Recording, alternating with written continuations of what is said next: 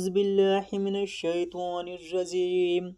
بسم الله الرحمن الرحيم.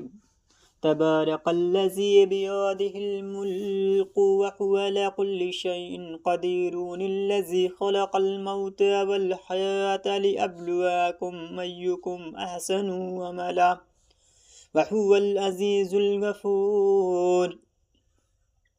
الذي خلق سبع سماوات طباقا ما ترى في خلق الرحمن من تفاوت فارجع البصر هل ترى من فتور ثم ارجع البصر كرتين ينقلب إليك البصر خاسئا وهو حسير.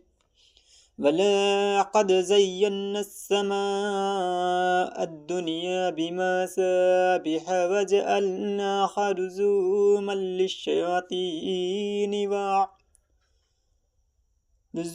للشياطين وأعتدنا لهم عذاب السعير. وللذين كفروا بربهم عذاب جهنم وبئس المصير. إذا ألقوا فيها سمعوا لها شهيقا وهي تفور تكاد تميز من الغيظ كلما ألقي فيها فوج سألهم خزنتها ألم يأتكم نذير قالوا بلى قد جاءنا نذير فكذبنا وقلنا ما نزل الله من شيء إن أنتم إلا في ضلال كبير. وقالوا لو كنا نسمع أو ناكل ما كنا في أصحاب السعير فاعترفوا بذنبهم فسحقا لأصحاب السعير. إن الذين يخشون ربهم بالغيب لهم مغفرة وأجر كبير. وأسروا قولكم أو اجهروا به إنه عليم بذات الصدور. ألا يعلم من خلق وهو اللطيف الخبير. هو الذي جعل لكم الأرض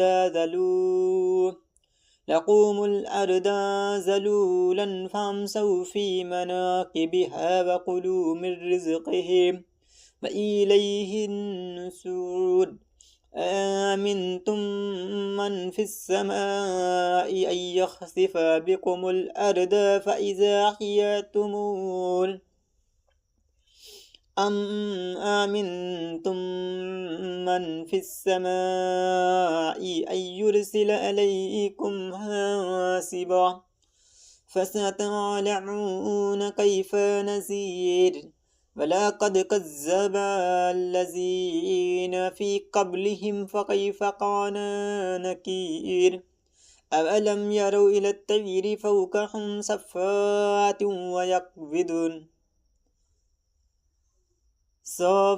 ويقبضن ما يمسكون إلا الرحمن إنه بكل شيء بصير.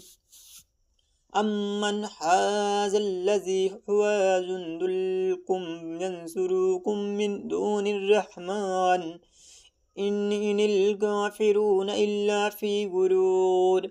أمن هذا الذي يرزقكم إن أمسك رزقه بل لجوا في عتو ونفور. أفمن يمشي مكبا على وجهه أحدى أمن يمشي سويا على صراط مستقيم.